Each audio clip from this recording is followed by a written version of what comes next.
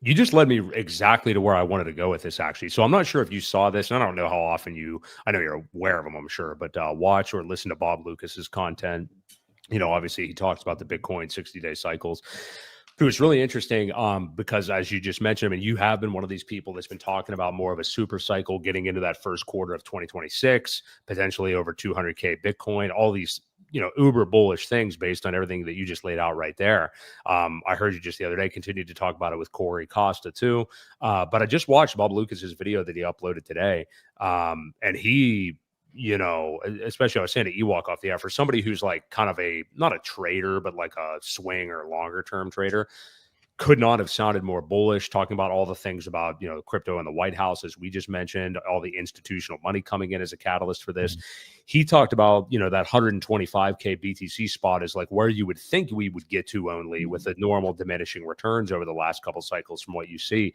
But I mean, he seemed like a staunch believer in this possibility of the super cycle heading into possibly 2026, like you just said. And it sounded like prices into the 200,000. So he was like uber bullish on this being just a massive, massive cycle, mainly because of all these major players and everything like that getting in. So I would just like your thoughts on that, and kind of even more specifically how you kind of see this thing panning out and how much of it does have to do with the major players coming in now. Because, I mean, just today, Robert Kiyosaki is somebody that's always been kind of interested in Bitcoin, but more so gold, silver, stuff like that. But me and Ewok were talking. I saw him on there doing the whole kind of boomer take of like, I agree with Michael Saylor, Bitcoin to 13 million and all this shit. Like, you only need 0.01 Bitcoin and you'll be a millionaire tomorrow. And I'm like, all right, dude, like you haven't even been talking about this stuff. And now suddenly you're spewing this stuff. But anyway, yeah, I'm curious your thoughts on this though. Higher for longer, and it's going to be painful for the bears.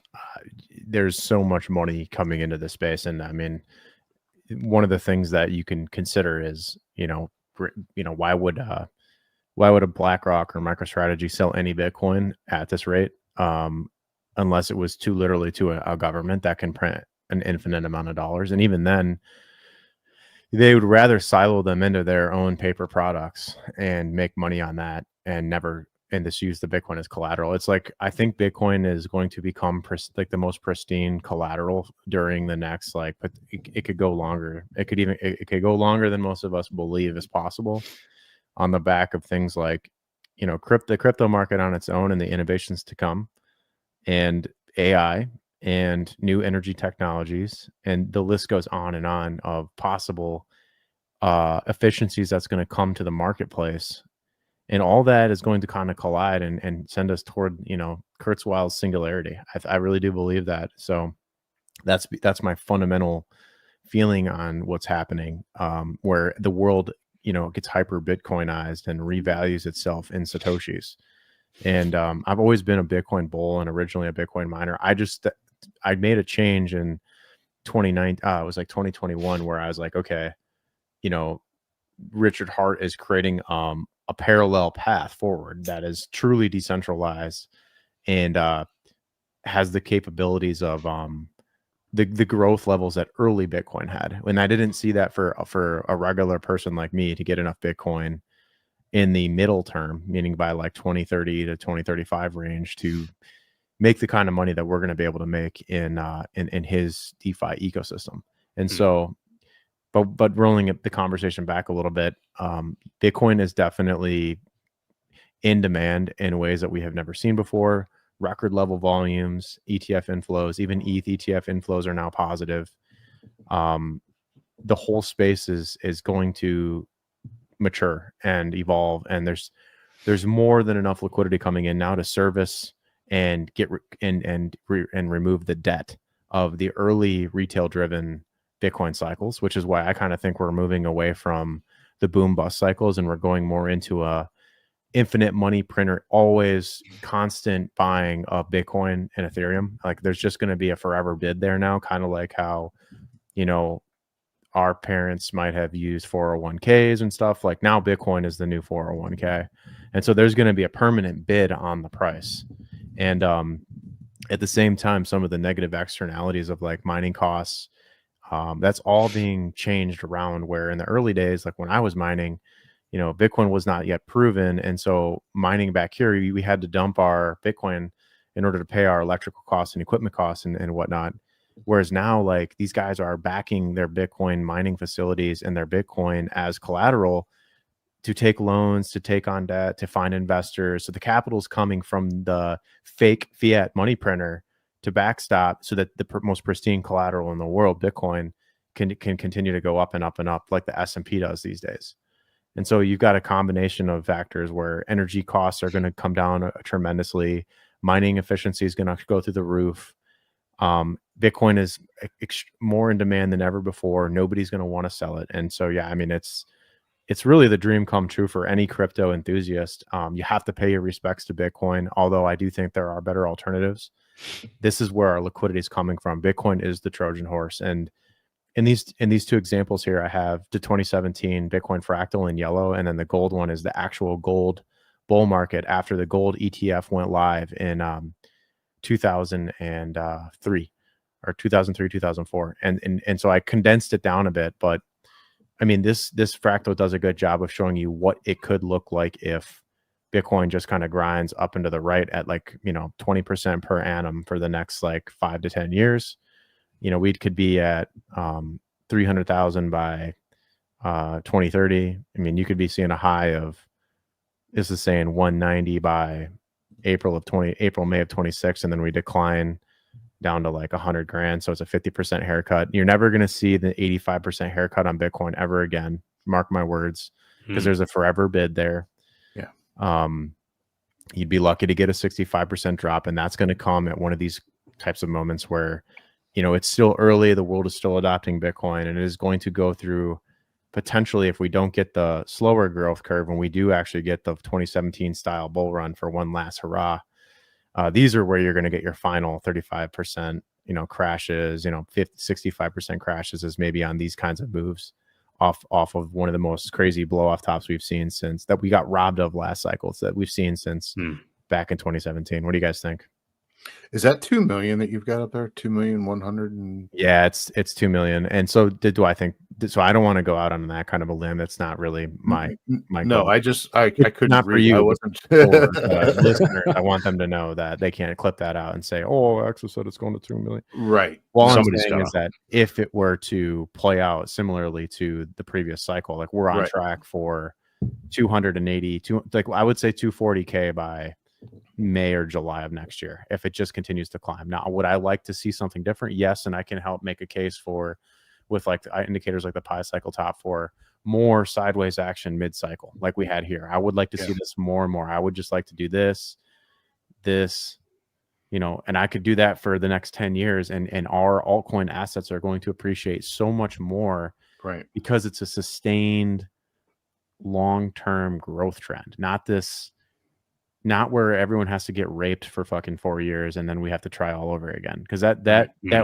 was a matter of the early days of crypto, where it was a much smaller market. Remember, in the early days of Bitcoin, all the way back here, there might have been like 10 or 15,000 people trading this thing. Like, it was tiny. It's like this is the equivalent of where Pulse Chain is today, is like trading with 15,000 active users, and it was able to go from a penny to $30, right, on the back of a few rich guys, and then it reset, and so but these resets, they're a natural, it's like a natural disaster occurring, that where the fire clears all the brush out of the forest, and then the forest regrows up from the ground up again, stronger.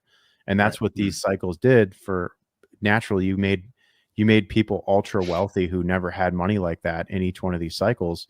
But now the tables have turned. The game is a lot different now, and the market has evolved, the metagame has evolved, and it's exciting to be a part of. Yeah.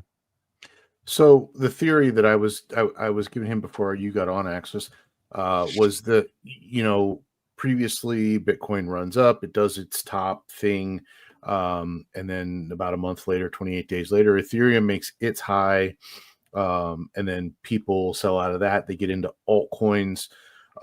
It does its run, and then I have a feeling people are gonna cycle back into Bitcoin because, to your point, we may not ever see an 80% drop again with it. It's a lot more stable way to preserve the wealth. So does that, in effect, continue a cycle, only maybe it just gets quicker. I think we could see a better accelerated cycle because of, like you said, the buy orders that are coming in, the constant buy pressure that all these markets that have right now with the ETFs and everything like that. So just a thought that it could really just accelerate the 4-year cycle considerably because of it. And to that point, I think what you do here, if you're like a BlackRock or some large player, is you just liquidate people. So you just go sideways just long enough that you liquidate people through the macro conditions, and they just have to sell their Bitcoin to you at cheap prices, and then you mark it up, and then you do it again, and you liquidate people, and then you mark it up. And what this is it's a supply squeeze that can last years, over and over and over again. Where you just pay people off to get out of the asset so they can't dump it later. And then once all the collateral is held by, somebody who doesn't have to sell, they can create their own products on top of it. And so that's honestly where this is going. Obviously it was forecasted years ago. Now it's happening. Well, don't we see that with MicroStrategy, the ticker on that, or the value of that, each one is way overpriced right now from what I heard. Yeah, here it is on the monthly. So yeah, it's at all-time highs. Let me go linear. That kind of puts it into perspective. Wow. Yeah. Wow. Yeah.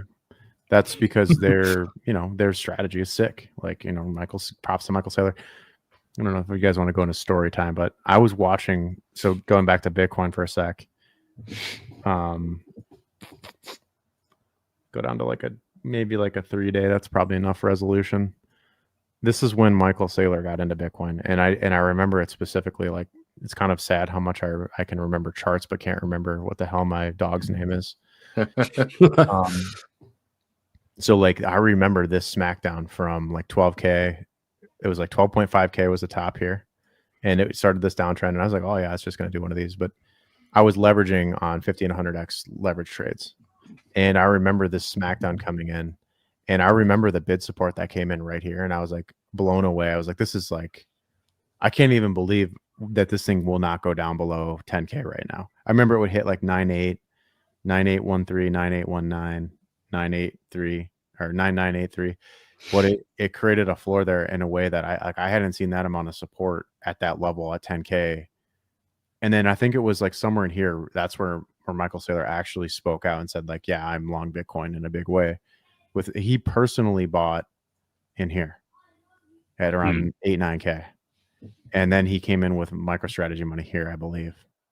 And so I just good for him. I'm happy that he's probably one of the most, what's the word, when you listen to him talk about Bitcoin, it's like listening to your preacher talk about God, because exactly that's how much he believes in this as a religion, as a cult. It's pretty crazy. And I do think that he's got some points in there that Bitcoin is fixing the money problem. It was the first one. Now we can just hope that this stuff that we're in now can also solve really important monetary problems. And that's kind of why a lot of us got into Hex originally. Well, how do you feel about the infinite loop, though, that they say that MicroStrategy can continue to sell shares to buy more Bitcoin so that the price goes up, so that they can sell more shares to buy? I mean, eventually that bubble will burst. It's got to burst at some point. And that might be part of the reason why we get more of a parabolic move versus just one of these. Is the more you go down that path, the more levered it becomes. Right. But that bull market can be irrational a lot longer than, Ponzi's go a long time. Sure. So, and I don't know what it's going to take to get, to liquidate them, or until they just decide they're going to sell Bitcoin for once. I don't know. There's got to be a target. I don't know. We're getting into some sticky topics there, but yeah, they can do that for some amount of time. I know Peter Schiff likes to call that out. Right. Be like, hey, this infinite money glitch shit sucks. Well, maybe, I don't know. What does that really mean? What is money? What is value?